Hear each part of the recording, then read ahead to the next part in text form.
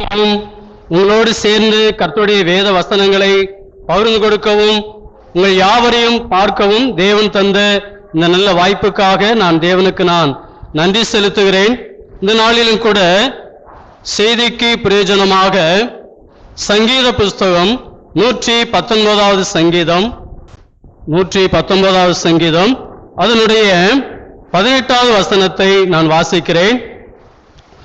உமது வேதத்திலுள்ள அதிசயங்களை நான் பார்க்கும்படிக்கு என் கண்களை திறந்தருளும். உமது வேதத்திலுள்ள அதிசயங்களை நான் பார்க்கும்படிக்கு என் கண்களை திறந்தருளும். இது ஒரு உன்னதமான ஒரு ஜெபமாக காணப்படுகிறது. இந்த சங்கீதக்காரன் ஒரு உயரிய ஒரு ஜெபத்தை ஏறெடுக்கிறதை நான் பார்க்கிறோம். எல்லாவற்றையும் தருகிற ஆண்டவரிடத்திலே விசுவாச பிள்ளைகளாகி நீங்களும் நானும் எவையெல்லாம் கேட்கிறோம்.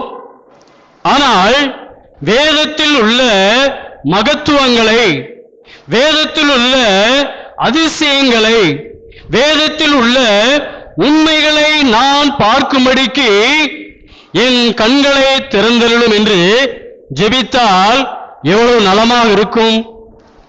அப்படி ஜெபிக்கின்ற வேளையிலே வேதத்தில் உள்ள அதிசயங்களை நான் பார்க்க முடியும். எனவே இந்த ஜெபம் விசுவாசிகளாகி நமக்கு ஒரு விலையேற பெற்ற ஒரு ஜெபமாக காணப்படுகிறது. கர்த்தாவே என் கண்களை திறந்தருளும். அப்போஸ்தலனாகிய பவுலும் கூட எபேசு சபைக்கு ஜெபிக்கும் பொழுது அப்படித்தான் ஜெபிக்கிறார். எபேசியர் 1ஆம் அதிகாரம் அதனுடைய 19வது வசனத்திலே வாசிக்கிறோம்.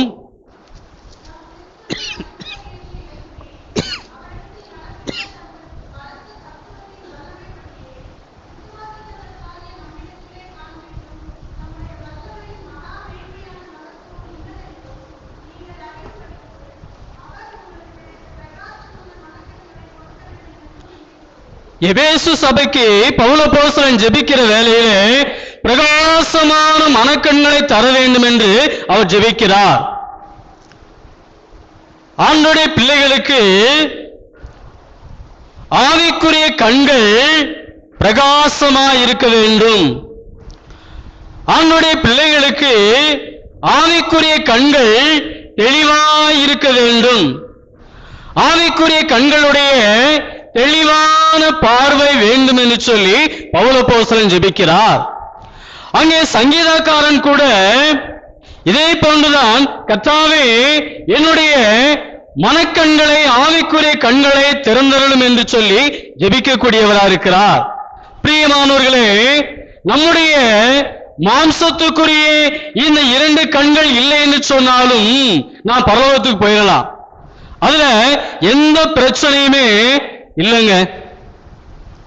ஆனால் ஒரு கர்த்தருடைய பிள்ளைக்கு ஆவிக்குரிய மனக்கண்கள் குருடாகி போனால், ஆவிக்குரிய கண்கள் மங்களாய் போனால், ஆவிக்குரிய கண்கள் மறைக்கப்பட்டு போனால் ஏறக்குறைய எல்லா விதமான ஆசீர்வாதங்களையும் இழந்து பரிதபிக்கக்கூடிய நிலைமைக்கு போய்விடுவோம்.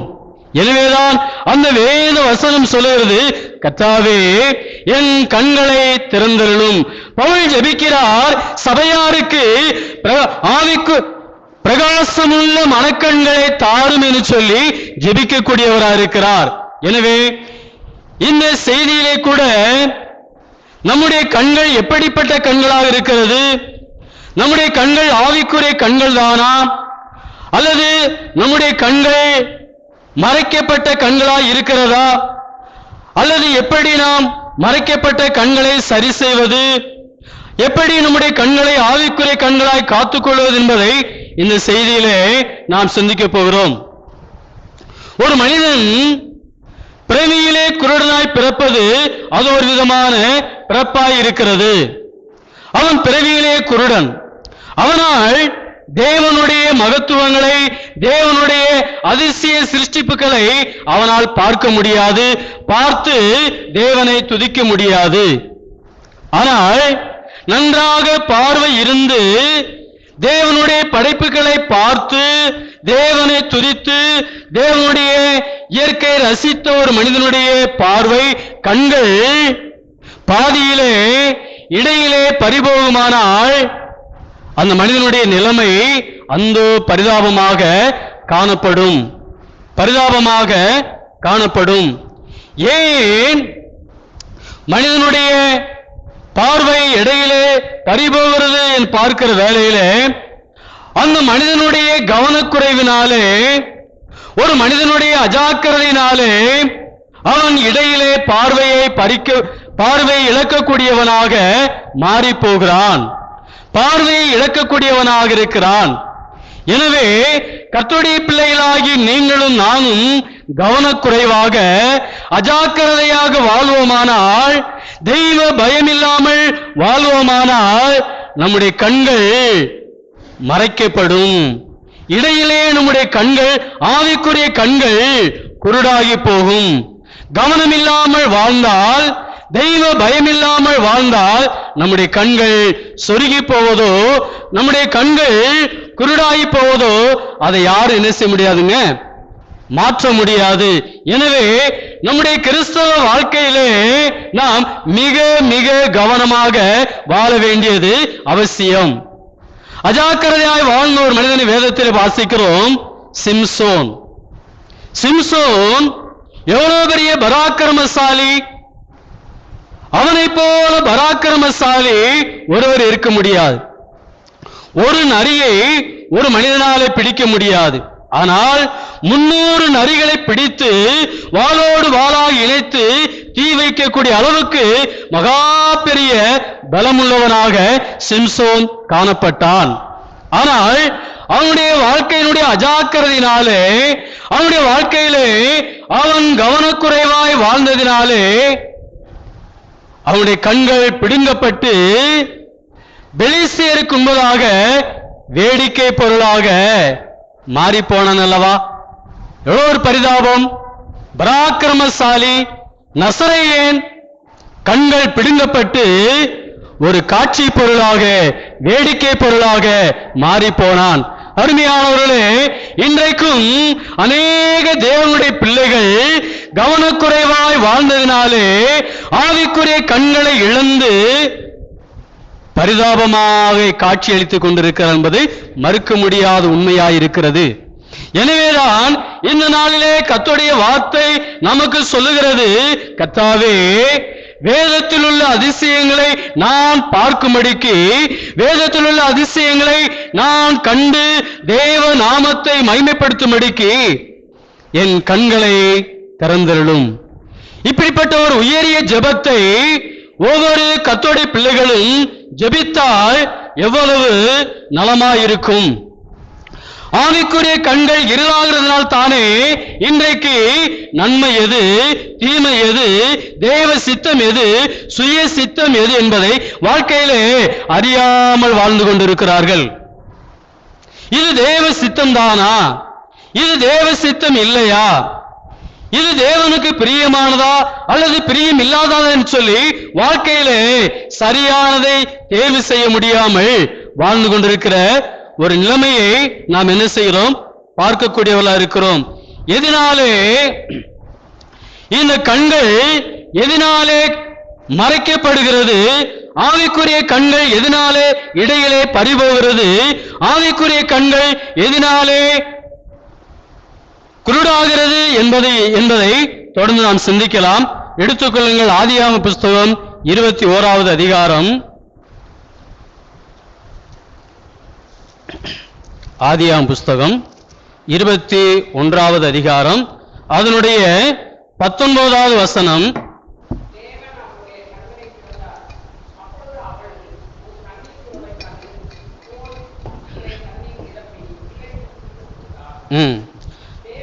போதும்.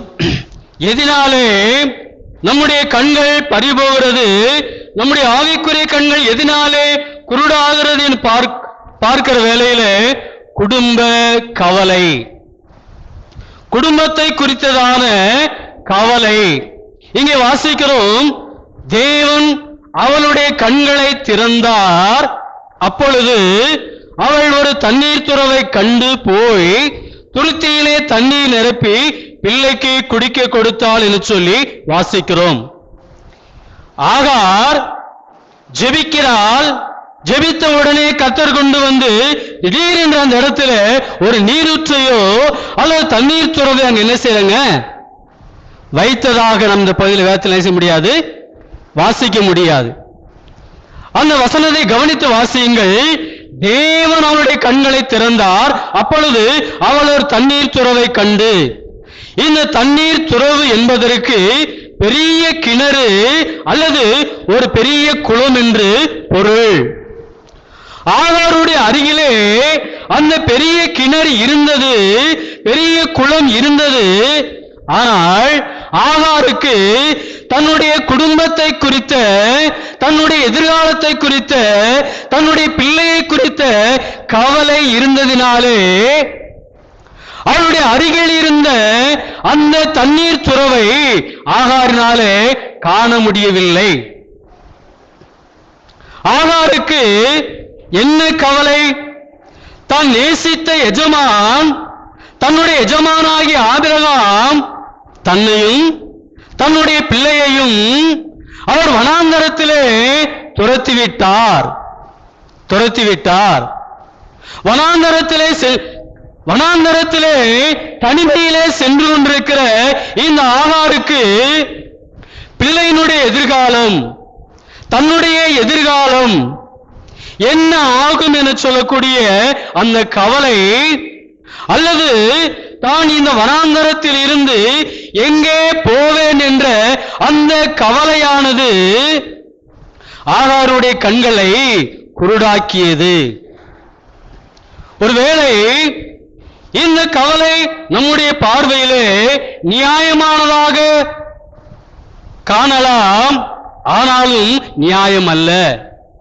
என்னங்க, கணவன் துரத்தி விட்டுட்டான், கையில குழந்தை இருக்கு, வனாந்தரத்துல போறோம், எங்க போறோம்னு தெரியாது, எதிர்காலம் எப்படின்னு தெரியாது, இது நியாயம்தானே? நியாயம். ஆனால் அது தேவனுடைய பார்வையிலே நியாயம் அல்ல. கவலைப்படுவது பாவம், தேவனை விசுவாசியாமல் இருப்பதும் பாவம். கவலைப்படும் பொழுது ஒரு விசுவாசி பாவம் செய்கிறான். வேதத்தில் வாசிக்கிறோம், விசுவாசத்தினால் வராத யாவும் பாவமே. ஆகார் தன்னுடைய குடும்பத்தை குறித்து, எதிர்காலத்தை குறித்து கவலைப்பட்டால் விசுவாசம் இல்லை. அருமையானவர்களே, தேவன் நமக்கு குழந்தையை கொடுத்திருந்தால், தேவன் நமக்கு எவ்வளவு பெரிய குடும்பத்தை கொடுத்திருந்தால் நிச்சயமாக தேவன் நடத்துவார். தன்னுடைய பிள்ளைகளை குறித்தோ, எதிர்காலத்தை குறித்தோ, கணவனை குறித்தோ, வருமானத்தை குறித்தோ ஒரு சகோதரி, ஒரு குடும்ப தலைவி கவலைப்படுவது பாவம். அப்படி கவலைப்படுவதனாலே நம்முடைய ஆவிக்குரிய கண்களை என்ன செய்கிறோம்? இழந்து போகிறோம். ஆவிக்குரிய கண்கள் பறிக்கப்படுகிறது. பிரியமான சகோதரிகளே, உங்களுடைய குடும்பத்தை குறித்து, உங்களுடைய பிள்ளைகளை குறித்து, உங்களுடைய எதிர்காலத்தை குறித்து கவலைப்படாதிருங்கள். கவலைப்பட்டால் அருகில் இருக்கிற ஆசீர்வாதம் நமக்கு என்ன செய்யாது? ஆனாருடைய அருகில் தான் அந்த பெரிய நீரூற்று, பெரிய கிணறு இருந்தது. அவருடைய கவலையினாலே அந்த நீரூற்றை காண முடியவில்லை. பிள்ளை சாகிறதே, நான் என்ன செய்வேன் சொல்லி அவள் அழக்கூடியவளாக இருந்தாள். அங்கே வாசிக்கிறோம், தேவன் அவருடைய கண்களை திறந்தார். தேவன் கண்களை திறந்தார். அவள் ஒரு தண்ணீர் துறவை கண்டு அதை துருத்தியிலே நிரப்பி பிள்ளைக்கு கொடுத்தாள் என்று சொல்லி வாசிக்கிறோம். நீங்களும் நானும் கவலைப்படும் பொழுது நம்முடைய அருகில் இருக்கக்கூடிய ஆசீர்வாதம் நமக்கு தெரியாது. தேவன் எல்லா விதமான ஆசீர்வாதங்களையும் நமக்கு வச்சிருக்கிறார். இயேசு கிறிஸ்து கல்வாரி சிலுவையிலே உங்களுக்காக எனக்காக எல்லாவற்றையும் செய்து முடித்து விட்டார்.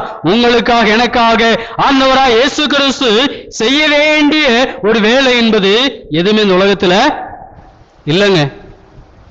எல்லாவற்றையும் சிலுவையிலே செய்து முடித்தார். நீங்களும் நானும் விசுவாசித்து கவலையை தூக்கி எறிந்துவிட்டு அந்த ஆசீர்வாதங்களை சுதந்திரித்துக் கொள்ள வேண்டியதுதான் நம்முடைய கடமையாயிருக்கிறது.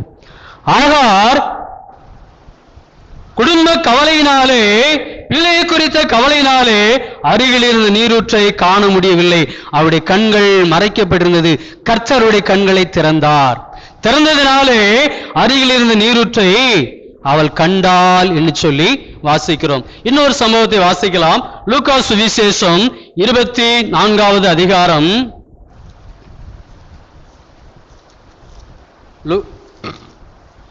லூக்கா சுவிசேஷம் 24வது அதிகாரம், அதனுடைய 16 இருந்து 19 வரை உள்ள வேத வசனங்கள்.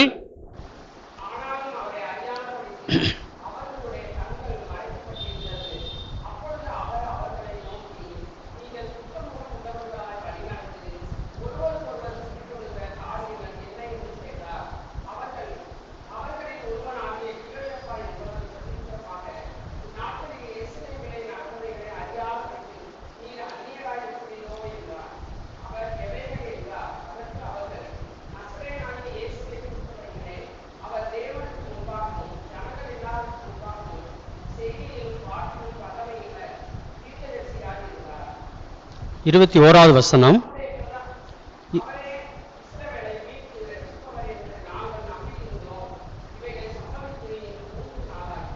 அந்த 16வது வசனத்திலே நாம் மிகப்பெரிய ஒரு வருத்தமான செய்தியை நாம் அங்க பார்க்கிறோம் இல்லைங்களா? 16வது வசனத்துல, ஆனாலும் அவரை அறியாதபடிக்கு அவர்களுடைய கண்கள் மறைக்கப்பட்டிருந்தது. யார் அவர்கள்? சீசர்கள். அவருடைய கண்கள் மறைக்கப்பட்டிருந்தது அவரை அறியாதபடிக்கு. சீசர்கள் 3 ஆண்டு காலங்கள் இயேசு கிறிஸ்துவோடு இருந்தவர்கள், 3 ஆண்டு காலங்கள் அவரோடு ஊழியம் செய்தவர்கள், 3 ஆண்டு காலங்கள் அவருடைய அற்புதத்தை பார்த்தவர்கள், 3 ஆண்டு காலங்கள் அவருடைய நன்மையை அனுபவித்தவர்கள் இந்த சீசர்கள். கண்ணார கண்டு காதார கேட்டு அவரோடு வாழ்ந்தவர்கள் இந்த சீசர்கள். இங்கே ஆண்டவராகிய இயேசு கிறிஸ்து கல்வாரி சிலுவையிலே மரித்து அடக்கம் பண்ணப்பட்டு 3ஆம் நாள் உயிரோடு எழுந்து அதே சீசருக்கு முன்னதாக அவர்களோடு நடந்து வருகிறார் இல்லைங்களா? எம்மாவு ஊருக்கு போகும்போது சீசரோடு இயேசு கிறிஸ்து நடந்து வருகிறார். ஆனால் அவருடைய கண்கள் மறைக்கப்பட்டிருந்தது. 17வது வசனத்தில் ஆண்டவர் கேட்கிறார். அப்பொழுது அவர் அவரை நோக்கி, நீங்கள் துக்கமுகமுள்ளவர்களாய் வழி நடந்து ஒருவருக்கொருவர் சொல்லிக் கொள்கிற காரியங்கள் என்ன? சீசர்களை பார்த்து ஆண்டவர் கேட்கிறார், ஏன் நீங்க துக்கமா நடந்து போறீங்க? உங்களுடைய துக்கத்துக்கு காரணம் என்ன என்று சொல்லி ஆண்டவர் கேட்கிறார். அவங்க சொல்றாங்க, அவர்களில் ஒருவனாகிய கிலேயப்பா சொல்லுகிறார் பிரதியுத்தரமாக, இந்த நாட்களில் எருசலேமிலே நடந்தவைகளை அறியாதபடிக்கு நீர் அந்நியரா இருக்கிறீரே. எவ்வளவு வேதனை இல்லைங்களா? எவ்வளவு வேதனை! 3 வருஷமா அவருடைய குரலை கேட்டவர்கள், ஒருவேளை சரீரத்தில் அவர் மாறி இருக்கலாம், ஒருவேளை முகத்தை மறைத்து இருக்கலாம், ஆனால் குரலை வைத்து அவர் யார் என்று அறிவது கடினமா? தொலைபேசியிலே சில நம்ம இடத்துல பேசுவார்கள், நான் யாருன்னு தெரியுதா? அந்த குரலை வச்சு நம்ம என்ன செஞ்சிருவோம்? நீங்க இவர்தான் பேசுறேன்னு சொல்லி தொலைபேசியிலே கண்டுபிடித்து விடுவோம்.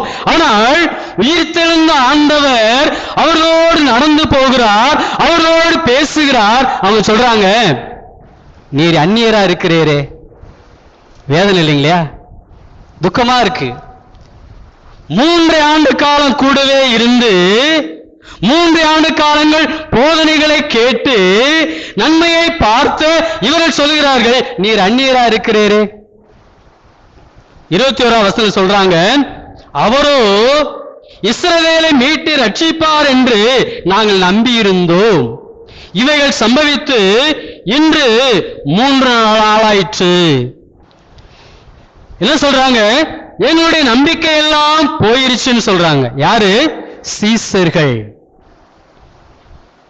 நாங்க இஸ்ரவேல் தேசத்தை ரட்சிப்பார் என்று சொல்லி இஸ்ரவேல் தேசத்திற்கு ஆட்சி அதிகாரத்தை வாங்கி கொடுப்பார், ரோமர்களை எதிர்த்து எங்களுக்கு மிகப்பெரிய சரீர பிரகாரமாக அரசியல் ரீதியாக எங்களுக்கு விடுதலை வாங்கி தருவார்னு சொல்லி நாங்கள் நம்பி இருந்தோம். அந்த நம்பிக்கை வீணா போச்சுங்க. சீசர்கள் சொல்றாங்க. இன்றைக்கும் அநேக கிறிஸ்தவர்கள் ஒரு காலத்துல நாங்க ஆண்டவர் நம்பி போனாங்க, குடும்பமா போனாங்க, உற்சாகமா போனாங்க, வைராக்கியமா போனாங்க. இன்னைக்கு அந்த நம்பிக்கையெல்லாம் இப்ப எங்களுக்கு இல்லைங்க. வேதனை இல்லைங்களா? வேதனை. இஸ்ரவேல் மக்கள் எகிப்திலிருந்து புறப்படும் போது ஆடல் பாடல் துதியோடு சந்தோஷமாய் புறப்பட்டு வந்தார்கள். கொஞ்ச நாள் ஆகுது. இடையில அவருடைய விசுவாசம் என்ன செஞ்சு போயிருது? 106ஆம் சங்கீதத்தில் வாசிக்க முடியும். அவருடைய விசுவாசத்தில் அவர்கள் குறைந்து போனார்கள்.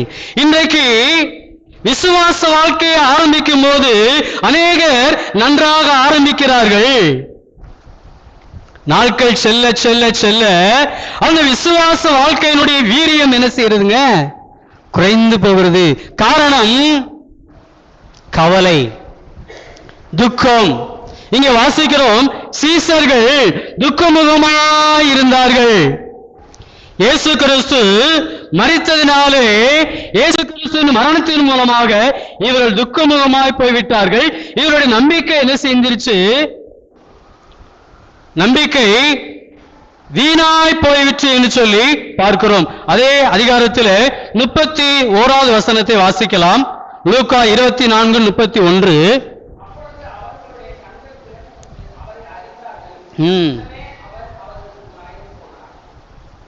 இங்கே வாசிக்கிறோம், அப்பொழுது அவருடைய கண்கள் திறக்கப்பட்டு அவரை அறிந்தார்கள். உடனே அவர் அவர்களுக்கு மறைந்து போனார். அவருடைய கண்கள் திறக்கப்பட்டது என்று சொல்லி வாசிக்கிறோம். சீசர்கள் துக்கத்தினாலும் அவிசுவாசத்தினாலும் அவருடைய கண்கள் மறைக்கப்பட்டு அவரை யார் என்று அறியாமல் இருந்தார்கள். இப்பொழுதோ அவருடைய கண்கள் திறக்கப்பட்டது என்று சொல்லி வாசிக்கிறோம். எப்பொழுது திறக்கப்பட்டது? மேலே உள்ள வசனம் 30வது வசனம்.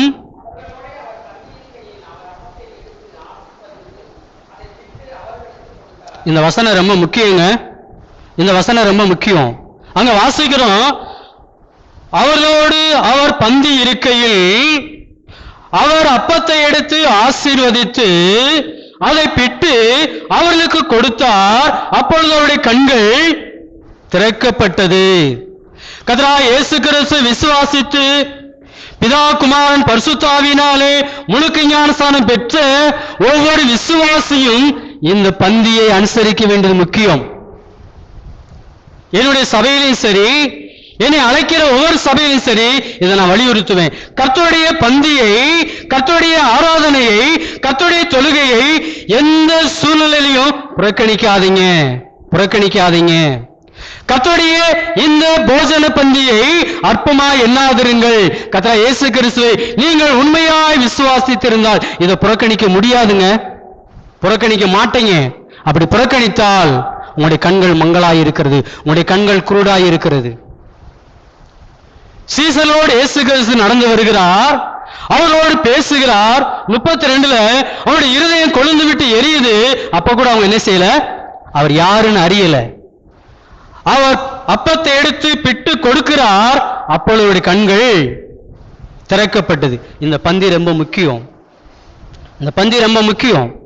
இந்த பந்தியை நாம் அஜாக்கிரதையாக இந்த பந்தியை புறக்கணிக்க கூடாது.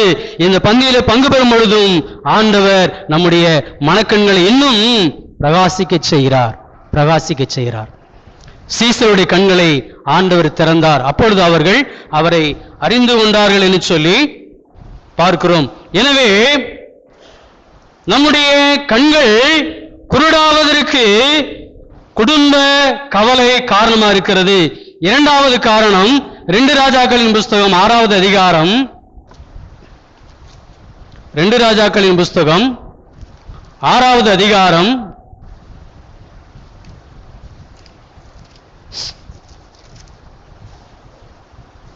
17வது வசனம்.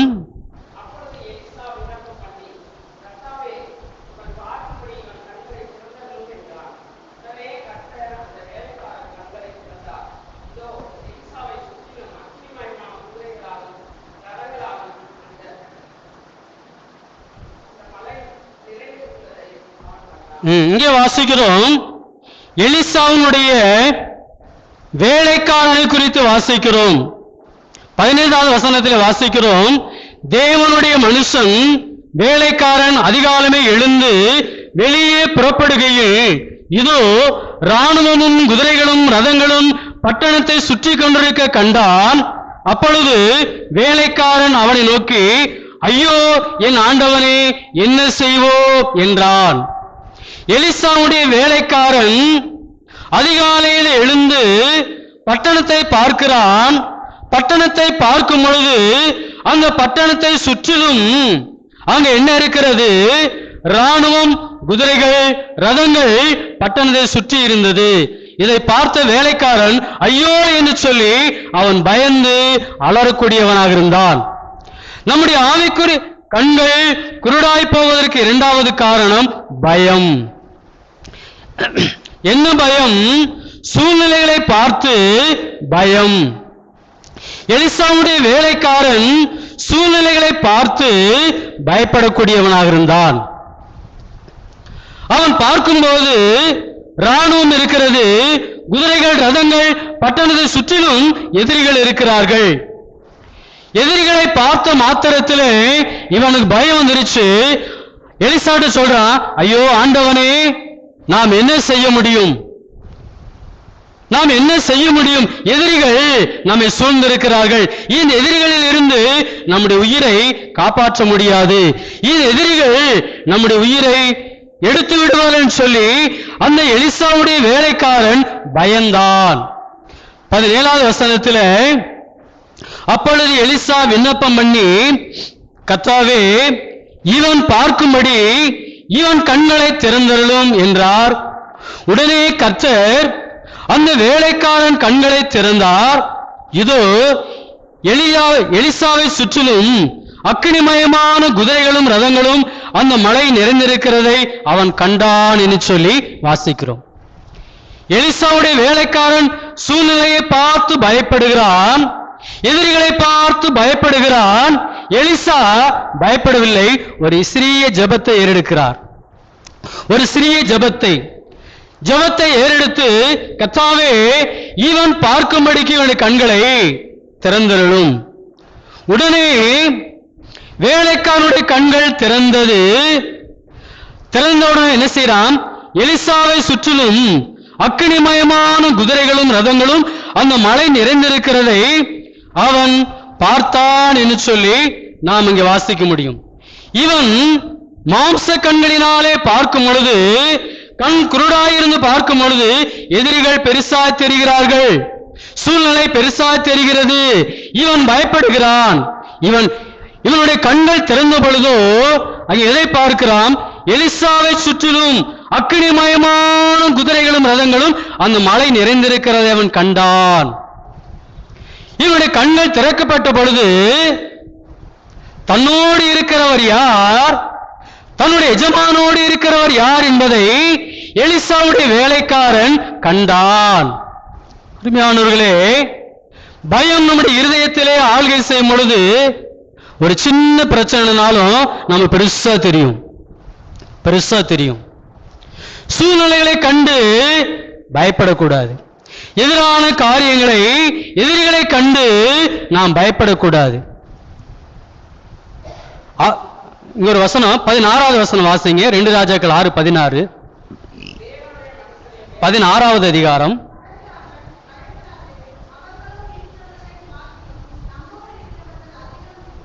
இங்கே எலிசா என்ன சொல்லுகிறார் வேலைக்காரனிடத்தில்? அதற்கு அவன், பயப்படாதே, அவர்களோடு இருக்கிறவர்களை பார்க்கிலும் நம்மோடு இருக்கிறவர்கள் அதிகம் என்றான். உலகத்தில் இருப்பவனை விட, நமக்கு எதிராக இருக்கிறதை விட நம்மோடு இருக்கிறவர் பெரியவர். அதைத்தான் எலிசா அந்த வேலைக்காரனுக்கு சொல்லிக் கொடுத்தார். அவன் கண்கள் திறக்கப்பட்ட பொழுது எலிசாவை சுற்றிலும் அக்கினிமயமான குதிரைகளும் ரதங்களும் மலைகளை நிறைந்திருக்கிறதை பார்த்தான். எதிரியுடைய இராணுவத்தை விட நம்மோடு இருக்கிறவர் பெரியவர். அவன் வெறும் ரதங்களையும் குதிரைகளையும் இராணுவங்களை மட்டுமே பார்த்தான். கண்கள் திறக்கப்பட்ட பொழுது அக்கினிமயமான நம்முடைய தேவன் எப்படிப்பட்ட தேவன்? நம்முடைய தேவன் இராணுவங்களின் தேவன். இராணுவங்களின் தேவன். வரலாற்றிலே, வேதாம வரலாற்றிலே எத்தனையோ யுத்தங்களை முன்னின்று நடத்தி தன்னுடைய ஜனங்களுக்கு வெற்றியை வாங்கி கொடுத்தவர் நம்முடைய தேவன். உலகத்திலே இருப்பவர்களை விட நம்மோடு இருக்கிறவர் பெரியவர். அவன் கண்களை திறந்து பார்க்கிறான். இராணுவங்களின் தேவன் எலிசாவை சுற்றிலும் இருக்கிறார். அக்கினிமயமாக அவர்களை சுற்றி இருந்தார். நமக்கு தெரியாது நம்மோடு இருக்கிறவர் யாருன்னு சொல்லி. ஆனால் நம்மோடு இருக்கிறவர் மரணத்தையும் உலகத்தையும் ஜெயித்த ஆண்டவர் நம்மோடு இருக்கிறார். சூழ்நிலையை பார்த்து நாம் பயப்படக்கூடாது. எதிரான காரியங்கள், எதிரிகளை பார்த்து பயப்படக்கூடாது. பயப்படுகிற வேலையில நாம் என்ன செய்வோம்? நான் என்ன செய்வோம்? ஐயோ ஐயோன்னு சொல்லி நாம் இதைத்தான் அறிக்கை செய்வோம். நம்முடைய கண்கள் திறக்கப்படுமானால் நம்மோடு இருக்கிறவர் யாருன்னு சொல்லி நாம் பார்க்க முடியும், நாம் காண முடியும். காண்கிற வேலையில நிச்சயமாக நம்முடைய ஆண்டவர், நம்முடைய நம்பிக்கை பொய்த்து போனாலும் நமக்கு ஆண்டவர் மகா பெரிய வெற்றியை, கிருபையை, கிரியையை செய்யக்கூடியவராக நம்முடைய ஆண்டவர் இருக்கிறார். எனவே நாம் அந்த சூழ்நிலையிலும் கர்த்தாவே என்னுடைய கண்களை திறந்தருளும், ஆண்டவரே என்னுடைய கண்களை திறந்தருளும் என்று சொல்லி நாம் ஜெபிக்க வேண்டியவராக இருக்கிறோம். அப்படி ஜெபிக்கிற வேளையில்தான் கர்த்தர் நம்முடைய கண்களை திறப்பார். நம்மோடு இருக்கிறவர் யாருன்னு சொல்லி நாம் அறிந்து கொள்ள முடியும். மூன்றாவது காரணம்,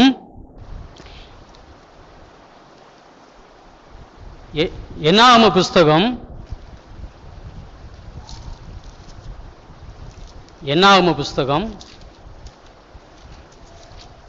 22வது அதிகாரம்.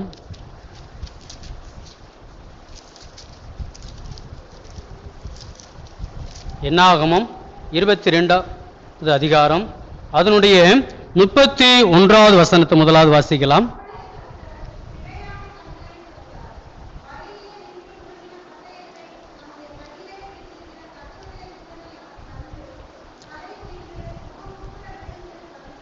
இங்கே மூன்றாவது காரணம், பொருளாசை, புகழாசை இருக்கிற வேளையிலே நம்முடைய கண்கள் மறைக்கப்படும். இதே 22வது அதிகாரத்தில் வாசிக்கலாம். 18, 19 வசனங்கள்.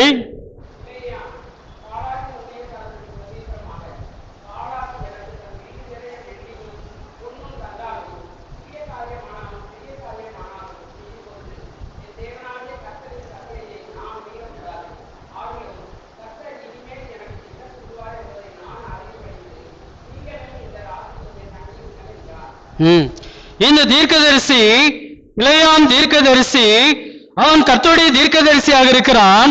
பாலாக் என்பவன் வெகுமதிகளை கொடுத்து ஆசீர்வதிக்கப்பட்ட இஸ்ரவேல் ஜனங்களை சபிக்க வேண்டும் என்று சொல்லி வெகுமதிகளை கொடுத்து அழைக்கிறான்.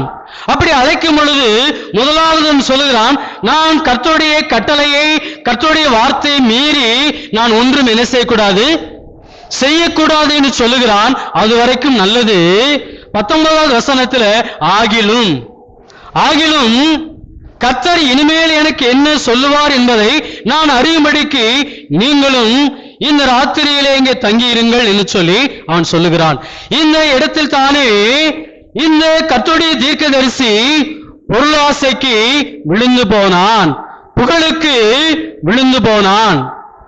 இஸ்ரவேல் மக்கள் கர்த்தரால் ஆசீர்வதிக்கப்பட்ட ஜனங்கள். கர்த்தரால் ஆசீர்வதிக்கப்பட்ட ஜனங்களை கூலி கொடுத்து சபிப்பதற்காக பிலேயாமை அழைக்கிறான்.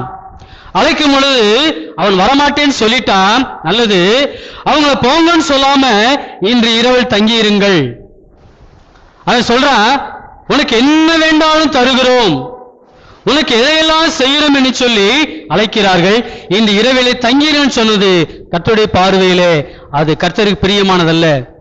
அப்படி தங்கியிருக்கிற வேளையிலே ஆண்டவர் சொன்னார் பிலேயாம் இடத்துல, அந்த மனுஷர் உன்னை கூப்பிட்டால் நீ எழுந்து அவளோடு போன்னு சொல்லிட்டாரு. அப்ப நம்ம நினைப்போம், கர்த்தர் தானே போக சொன்னாரு அப்படின்னு நினைப்போம். கர்த்தர் போக சொல்லல, கர்த்தர் அனுமதிக்கிறார். சில வேளைகளிலே நம்முடைய இச்சைகளை நிறைவேற்ற வேண்டும் என்று சொல்லி நாம் கேட்கிற வேளையிலே கர்த்தர் அனுமதித்து விடுவார். இஸ்ரவேல் மக்கள் இறைச்சி கேட்டார்கள், இறைச்சியை கொடுத்தார், ஆத்துமாக்களிலேயோ இளைப்பை அளிப்பினார் என்று சொல்லி வாசிக்கிறோம். சில வேளைகளில் பிடிவாதமா கேட்க கொடுத்துருவாரு, அதனுடைய விளைவை நம்ம தான் அனுபவிக்கணும். இந்த தீர்க்கதரிசி முதல்ல கர்த்தருடைய வார்த்தை மீறக்கூடாது, உங்களுடைய வெகுமதி வேணான்னு சொல்லிட்டான். ஆனாலும் நீங்க தங்கியிருங்க, ஆண்டவர் என்ன சொல்ற கேட்டு சொல்றேன்னு சொல்லி மீண்டும் கேட்கிறான். ஆண்டவர் என்ன சொல்றாரு, நீ போன்னு சொல்றாரு. அப்படி போகும் பொழுது இவன் ஏறி சென்ற அந்த மிருகம், இவன் ஏறி சென்ற கழுதை 3 முறை என்ன செய்யறது, விலகி போகுது, விலகி போகுது. அப்ப அவன் கழுதை என்ன செய்யறாரு, இந்த தீர்க்கதரிசி கழுதை அடிக்கிறாரு. கழுதை என்ன செய்யறது, பேசுது. நீ ஏறின நாள் முதல் என்றைக்காவது நான் இப்படி செய்திருக்கிறேனா, ஏன் என்னை அடிக்கிறேன்னு சொல்லி கழுதை பேசி தீர்க்கதரிசியினுடைய மதிகேட்டை திருப்பினது என்று சொல்லி நாம் அங்கே வாசிக்க முடியும். அப்பொழுதுதானே கர்த்தர் அவனுடைய கண்களை திறந்தார். திறக்கும் பொழுது என்ன நடக்கிறது, வழியிலே நின்று உருவின பட்டயத்தை தம்முடைய கையிலே பிடித்திருக்கிற கர்த்தருடைய தூதனை கண்டான். கர்த்தருடைய ஜனங்களை சபிப்பதற்காக இந்த தீர்க்கதரிசி செல்லுகிறான். கர்த்தர் அனுமதித்தாலும் எதிராக நிற்கிறார். உருவின பட்டயத்தோடு அவர் எதிரே நிற்கிறார். இவனுக்கு தெரியல, வருத்தம் இல்லைங்களா? தேவனுடைய தீர்க்கதரிசி வழியிலே போகும் பொழுது கர்த்தருடைய தூதன் நிற்கிறத இவனுடைய கண்களுக்கு தெரியல. காரணம் பொருளாசை, புகழ்ச்சியினுடைய ஆசையினாலே இவனுடைய கண் மறைக்கப்பட்டிருந்தது. கழுதைக்கு தெரிஞ்சிருச்சு தேவனுடைய தூதன் எதிராக நிற்கிறாருன்னு சொல்லி. கழுதைக்கு தெரிந்தது, தீர்க்கதரிசிக்கு தெரியல. கர்த்தர் கண்களை திறந்த பொழுதுதான் இவனுடைய கண்கள் திறக்கப்பட்டதுன்னு சொல்லி வாசிக்கிறோம். பொருளாசை புகழாசை இருக்கிற வேளையிலே நம்முடைய கண்கள் மறைக்கப்படும். நமக்கு எதிராக இருக்கக்கூடியவர், எதிராக ஆண்டவருடைய தூதன் வந்தாலும் நமக்கு தெரியாது என்று சொல்லி இந்த பிலேயாமுடைய வாழ்க்கையில இருந்து நாம் கற்றுக்கொள்ளக்கூடியவர்களா இருக்கிறோம். அடுத்து 24வது அதிகாரம் 3வது வசனத்தை வாசிக்கலாம்.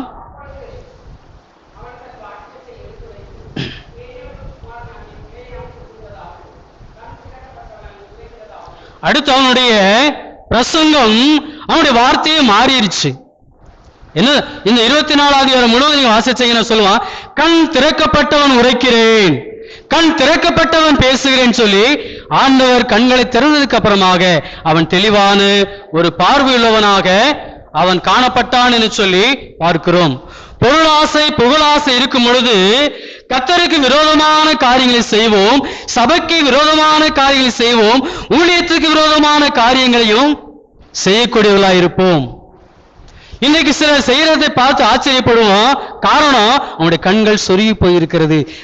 ஆவிக்குரிய கண்கள் மறைக்கப்பட்டதனால்தான் கர்த்தருக்கு விரோதமான காரியம், சபைக்கு விரோதமான காரியம், ஊழியங்களுக்கு விரோதமான காரியம், கர்த்தருடைய பிள்ளைகளுக்கு விரோதமான காரியங்களை கண் மறைக்கப்பட்டவர்கள் செய்கிறார்கள். கண் திறக்கப்பட்டால் செய்ய முடியாது, செய்ய மாட்டாங்க.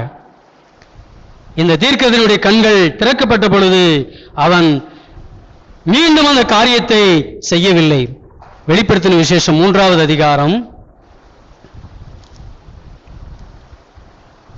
15, 16, 17 வசனங்கள்.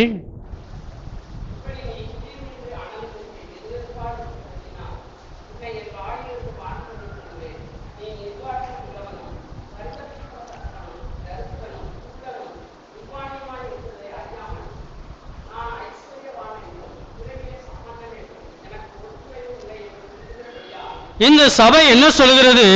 ஆண்டவர் சொல்லுகிறார், நீ நிர்பாக்கியம் உள்ளவன், நீ பரிதபிக்கப்பட்டவன், நீ தரித்திரன், நீ குருடன், நீ நிர்வாணி என்று சொல்லி ஆண்டவர் சொல்லுகிறார். ஆனால் அவங்க சொல்லுறாங்க, நான் ஐஸ்வர்ய சம்பரணன், எனக்கு ஒரு குறைவும் இல்லை என்று சொல்லி சொல்லுகிறார்கள். இன்னைக்கு அநேக பின்மாற்றத்தில் இருக்கக்கூடிய விசுவாசிகளும் பின்மாற்றத்தில் விழுந்து போன சபையாரும் அப்படின்னு சொல்றாங்க, எனக்கு ஒரு குறை இல்லை, நான் ஐஸ்வர்ய சம்பரணன்.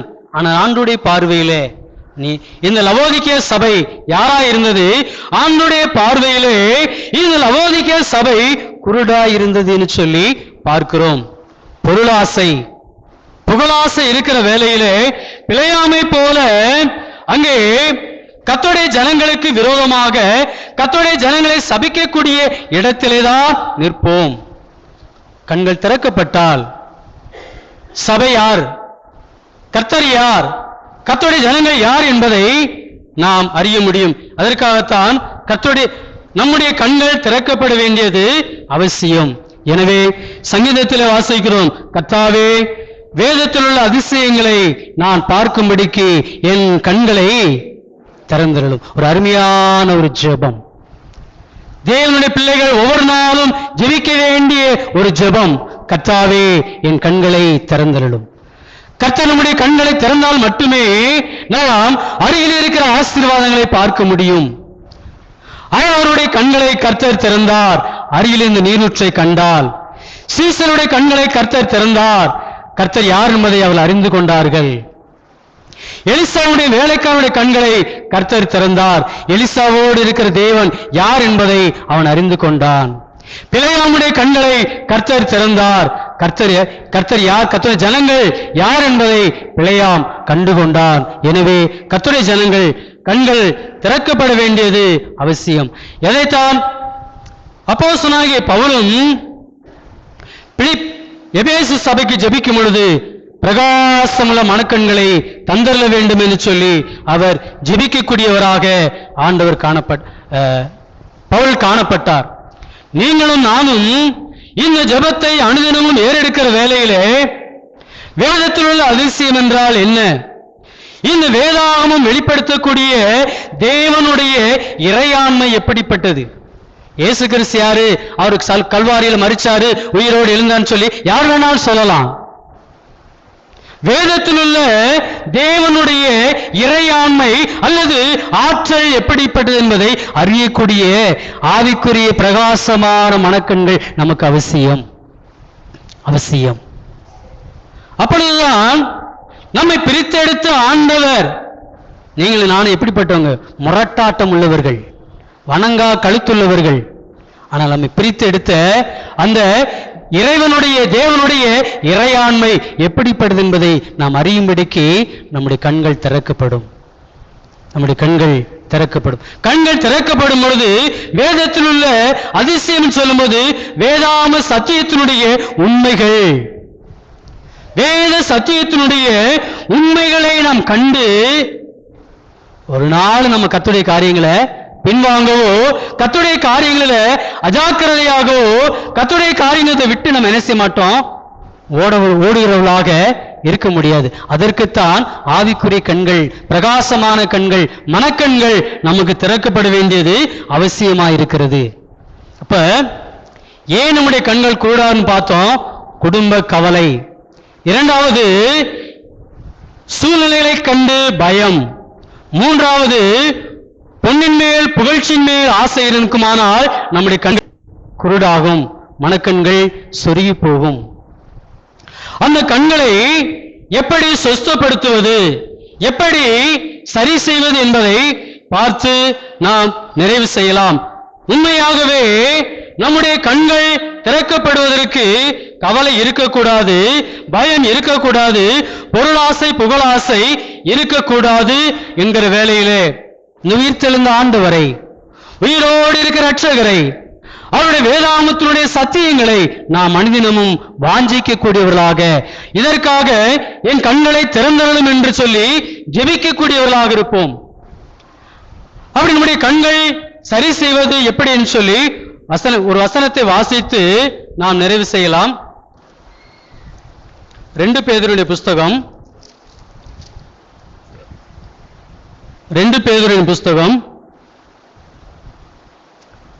1வது அதிகாரம் வசனம் 6 இலிருந்து 9 வரை உள்ள வசனங்கள்.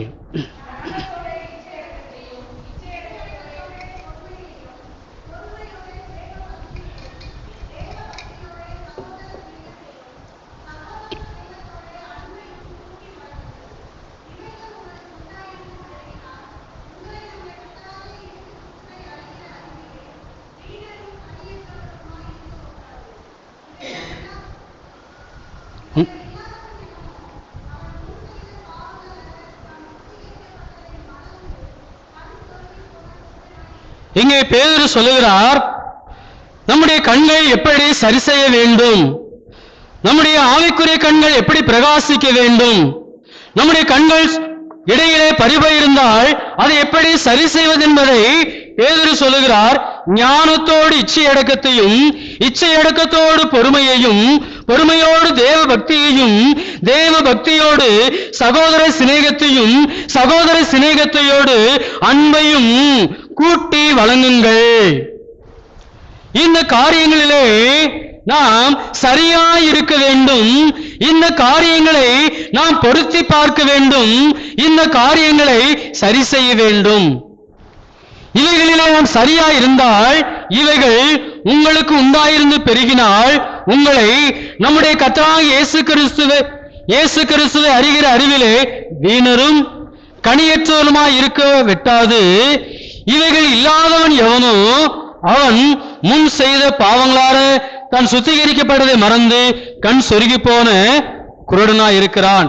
இந்த 6 இருந்து 7 வரை உள்ள வசனங்கள் சொல்லப்பட்ட நடைமுறை சம்பவங்கள், ஞானம், இச்சையடக்கம், பொறுமை, தேவ பக்தி, சகோதர சிநேகம், அன்பு, இவைகளிலே நாம் வளர வேண்டும், இவைகளிலே பெருக வேண்டும்.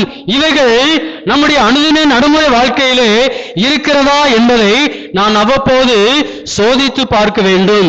அப்படி சோதித்து பார்த்து இவைகளிலே தன்னை வளர்த்து கொள்ள வேண்டும். அப்படி வளர்கிற வேளையிலே நாம் கண் சொருகி போன கனியற்றவர்களாக, வீணராக நாம் இருக்க முடியாது என்பதை இந்த வேத வசனம் சொல்லுகிறது.